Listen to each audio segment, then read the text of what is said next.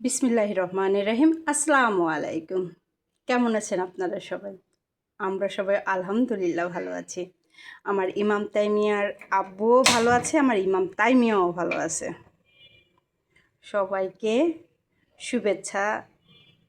আজকে আমি একটা রান্না আপনাদের কাছে শেয়ার করব, যে রান্নাটা আর কি আমি মানে কিছুটা আমার বড় আপু এভাবে রান্না করে, কিছুটা আমার মা এইভাবে রান্না করে, এবং আমার নিজের ভার্সন দিয়ে আমি আজকে নতুন একটা সুন্দর করে আপনাদের লাউ লাউ বলেন, কদু বলেন, লাউ লাউ দিয়ে আর কি লাউ দিয়ে টমেটো দিয়ে চিংড়ি মাছ দিয়ে রান্না করব। সেটা আজকে আপনাদের কাছে আমি তুলে ধরবো আমি কিভাবে রান্না করি। মানে সবার কাছ থেকে শিখতে শিখতে লাস্টে নিজেও একটা ভার্সন বানিয়ে ফেলছি যে কিভাবে এটা রান্না করি। অবশ্য আমার রান্নার সাথে সবার রান্নার মিল নাও হইতে পারে। মানে আমার একটু তাইমিয়ারে নিয়ে ঝটপট রান্নার ব্যাপারটা, একটা তাড়াতাড়ি রান্নার ব্যাপারটা ছিল, যেটারে আমি কি ওইভাবে আমি এই দেখেন ইমাম তুহিন, আমার তাইমিয়া বলে যাচ্ছে ইমাম তুহিন। ওর আব্বু নামটার সাথে ওর নামটা মিক্সড করে ও ইমাম তুহিন বলে। যাই হোক, সবার রান্নার সাথে সবার রান্নার মিল নাও হইতে পারে, কিন্তু আমার যে রান্নাটা সেটা আপনাদের সাথে আমি আজকে শেয়ার করতেছি।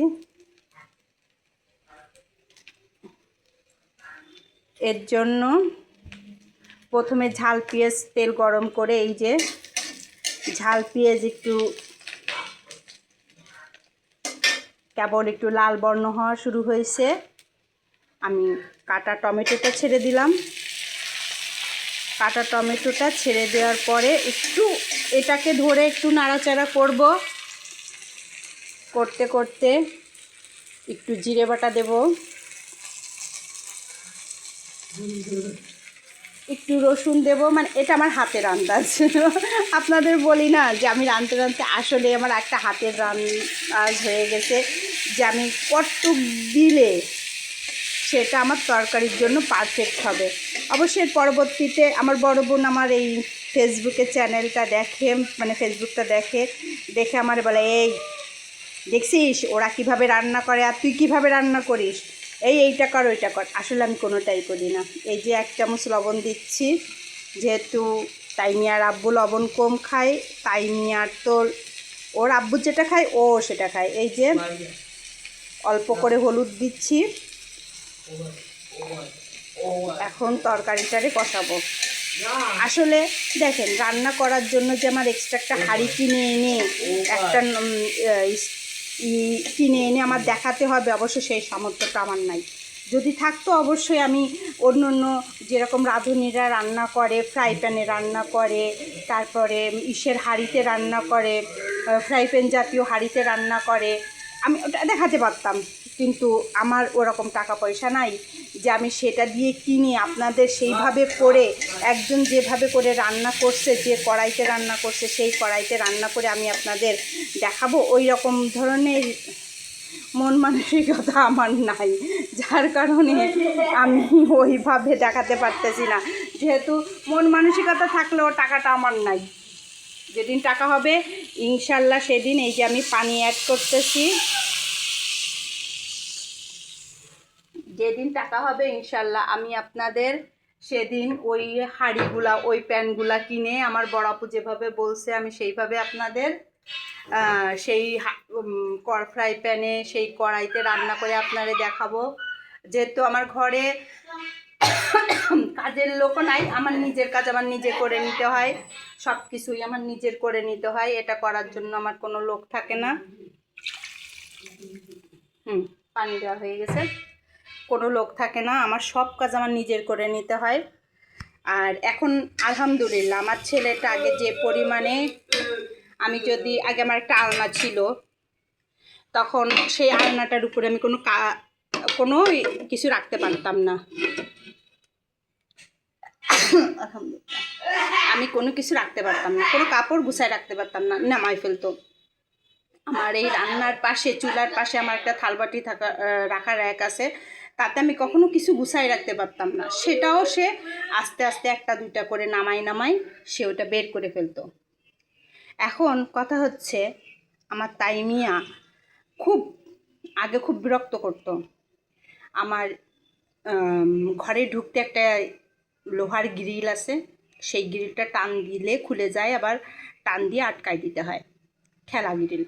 ওই গ্রিলে ও ছোটোবেলায় নিজে আঘাত করে সেই জায়গাটা কালো হয়ে যেত, ফুলে যেত, সেটা সে ব্যথা পাইতো।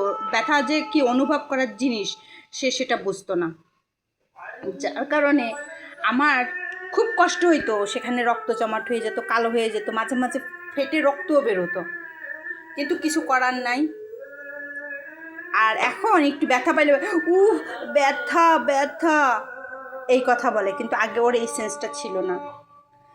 যাই বলেন, দোষটা কিন্তু ছোটোবেলা থেকে আমি স্কুলে চাকরি করছি, মা বাবার উপরে ছেড়ে রাখছি, তারপরে অতটা মানে যেটা বলতে হয় যে একটা বাচ্চার প্রতি, এই ডাউন সিনড্রোমের প্রতি যে একটা খেয়াল বা একটা সবাই বলছে বড় হলে, ডাক্তাররা দেখাইছি যখন, এই যে আমি লাউ ছেড়ে দিচ্ছি এখন, ডাক্তাররা বলছে যে হ্যাঁ ও বড় হলে ঠিক হয়ে যাবে।